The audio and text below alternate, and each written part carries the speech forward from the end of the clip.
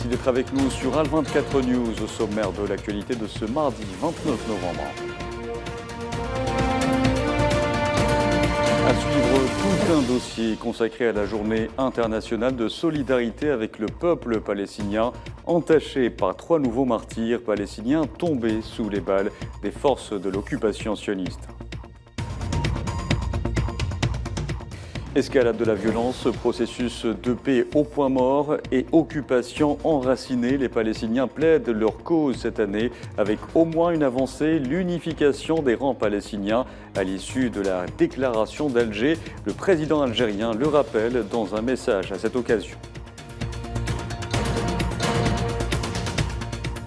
Dans notre dossier, ce chiffre, 57% de la population vivant dans la bande de Gaza souffre de l'insécurité alimentaire due au blocus imposé par l'entité sioniste depuis 16 ans.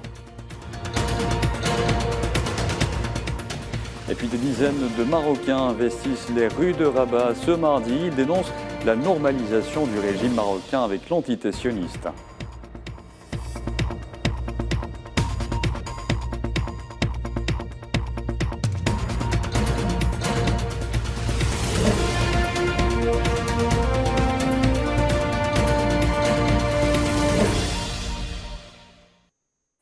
Bonjour à tous. Et alors que le monde célèbre ce mardi la journée internationale de solidarité avec le peuple palestinien, 3 Palestiniens ont été tués dans des heurts nocturnes avec les forces de l'occupation sioniste en Cisjordanie occupée. Selon le ministère palestinien de la Santé, un Palestinien a succombé après avoir été blessé par balle à la tête par l'armée de l'occupation sioniste à Beit Omar, près d'El Khalil, et 2 frères ont été tués par des tirs sionistes à Al-Kafr Ain, près de Ramallah, en Cisjordanie occupée.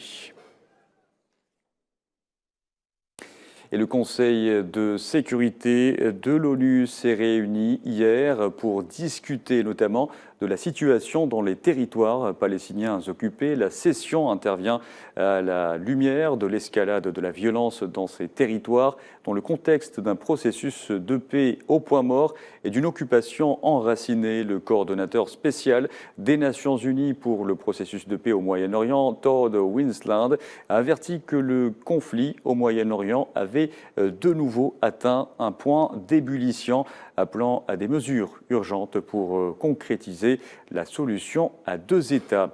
Et la situation justement dans les territoires palestiniens occupés est cette année particulièrement préoccupante.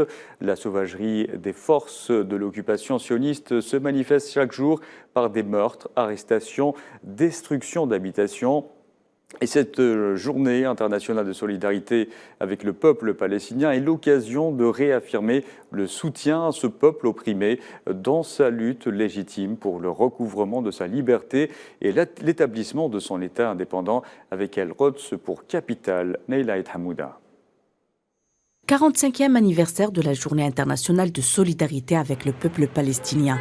Une date choisie en raison de sa signification et de son importance pour le peuple palestinien et qui coïncide avec l'adoption de la résolution 181-1947 par l'Assemblée générale des Nations unies sur le plan de partage de la Palestine.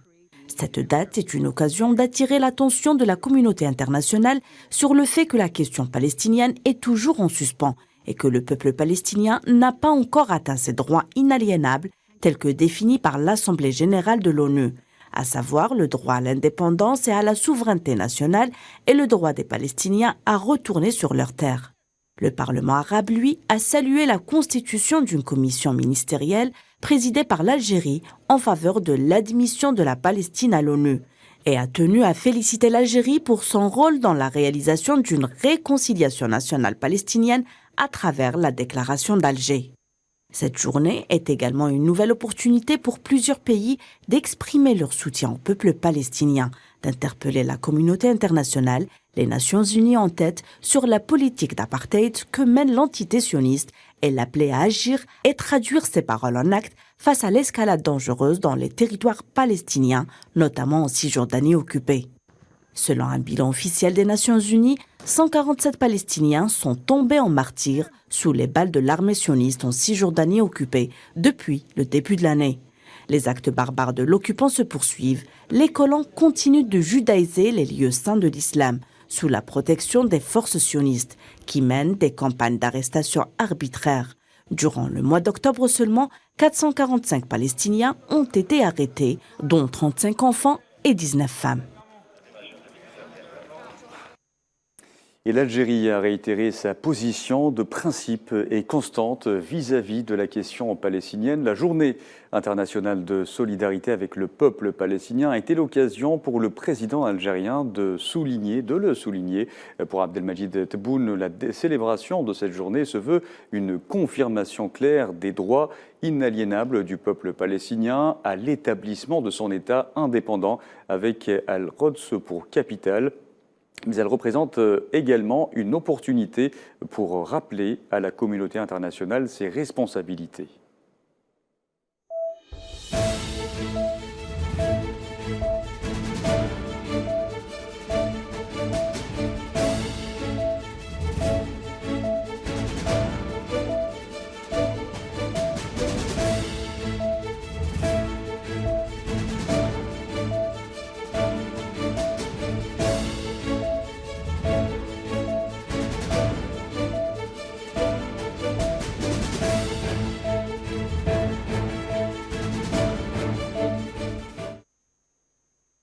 Et pour faire la lumière davantage sur le combat du peuple palestinien, nous avons avec nous le docteur François Deroche. Bonjour. Bonjour à vous, à vos téléspectateurs. Merci. Alors, vous êtes président de l'association Justice et Droit sans frontières. Le combat du peuple palestinien connaît quelques avancées, notamment après l'unification des factions palestiniennes matérialisée par la déclaration d'Alger. L'union fait la force, comme on dit, mais cela suffira-t-il face à un lobby sioniste qui ne recule devant rien ? Absolument, vous avez parfaitement raison sur le fait d'insister sur ce point qui est l'unification des factions palestiniennes. Tout à l'heure, vous avez parlé de 3 morts encore, c'est 3 morts de trop. Il faut rappeler que depuis le début de l'année, on est à plus de 200 Palestiniens qui ont été tués par les forces d'occupation de l'armée israélienne. Aujourd'hui, il y a des obstacles qu'Israël met au niveau du commissariat des droits de l'homme et sur le terrain. Il faut condamner cet état de fait, il faut condamner le blocus de la bande de Gaza, il faut essayer de condamner les attaques également incessantes contre le territoire, ce territoire qui est aujourd'hui, qui subit la violence de l'armée israélienne. Et je voudrais également dire qu'on doit également tous plaider pour que le procureur de la Cour pénale internationale ouvre d'urgence des enquêtes sur la base des dossiers lui ont été transmis à la Cour et surtout, entre autres, par l'État palestinien. On doit arrêter de vendre également et d'acheter des armes à Israël et de boycotter les produits israéliens, quel que soit leur prix. Et Israël également doit cesser de voler les terres palestiniennes et la construction illégale dans ces colonies. Il faut également rappeler à la communauté internationale ses responsabilités historiques, politiques, juridiques, morales et humaines à l'égard de ce peuple palestinien qui, si vous voulez, la solidarité internationale doit maintenant se traduire par des mesures concrètes et doit exiger une attitude sérieuse et ferme de la communauté internationale et notamment au niveau du Conseil de sécurité et de l'Assemblée générale des Nations unies. On peut dire que l'Algérie a toujours été présente et l'action algérienne a toujours été salutaire.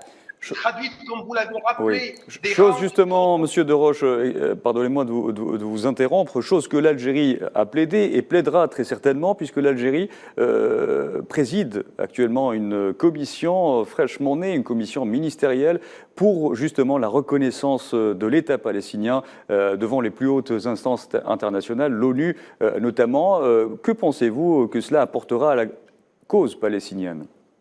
Eh bien, écoutez, comme on dit, l'union fait la force, comme vous l'avez rappelé. Il faut ces rangs de réconciliation entre les factions palestiniennes. Il faut absolument se poursuivre. Il faut aboutir à l'adoption d'autres déclarations d'Alger, d'autres déclarations pour confirmer. Il faut absolument suivre le travail gigantesque qui a été fait. Il faut absolument également rappeler que le secrétaire général des Nations Unies, le secrétaire général de la Ligue arabe et de nombreux pays ont appelé.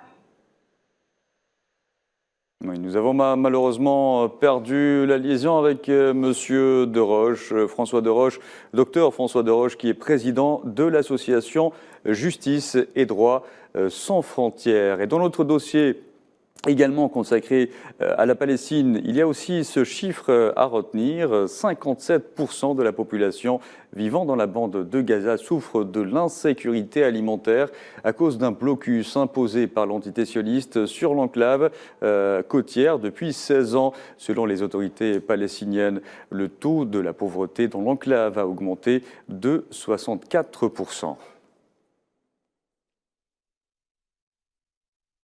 Et je vous disais en titre, la solidarité avec le peuple palestinien passe aussi par la mobilisation. De nombreux militants marocains investissent ce mardi les rues de Rabat, membres de partis politiques syndicalistes ou issus du milieu associatif.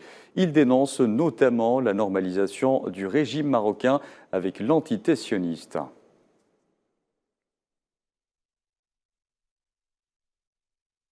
Dans l'actualité également de ce mardi, vers l'établissement d'un partenariat stratégique global entre l'Algérie et la Tunisie. La chef du gouvernement tunisien, Najla Boudane, a été reçue hier par le président algérien Abdelmadjid Tebboune et son premier ministre Ayman Ben Abdelrahman. Elle a notamment salué le soutien et la solidarité de l'Algérie avec son pays en cette conjoncture sensible qu'il traverse. أنا مسرورة جدا بتواجدي هنا في الجزائر.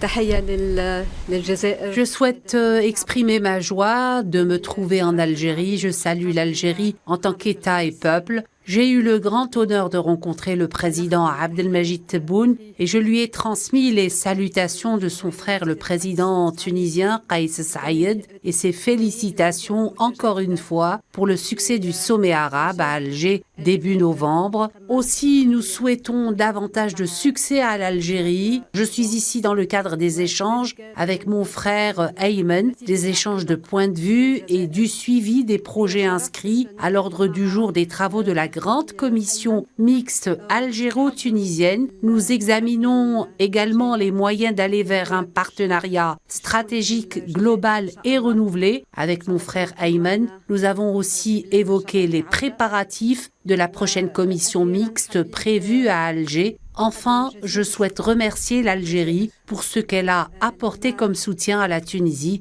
dans ce contexte précis. مع تونس في هالظرف الدقيق. Allez, sans transition, sport-football, la Coupe du Monde au Qatar accuse aujourd'hui la 3e et dernière journée de la phase de poule. Et comme vous le savez, depuis l'incident ayant entaché la rencontre Autriche-Allemagne de 1982 et qui a causé l'élimination de l'Algérie, la FIFA avait depuis décidé que toutes les rencontres des dernières journées se jouent en même temps. Pour ce qui est du programme à présent de la journée, dans le groupe A, à partir de 16h, on retrouvera l'Équateur qui sera opposé au Sénégal. Faux pas interdit pour les Lions de la Teranga au risque de se voir éliminer. Le pays hôte, le Qatar, déjà sorti de la compétition dans un match sans enjeu pour lui, affrontera les Pays-Bas. Et enfin, dans le groupe B, à 20h, une rencontre des plus intéressantes. L'enjeu est immense lors de cette empoignade qui opposera l'Iran aux États-Unis. Pays de Galles, Angleterre, une opposition du même style, même si les coéquipiers de Harry Kane se sont rassurés de jouer les huitièmes de finale.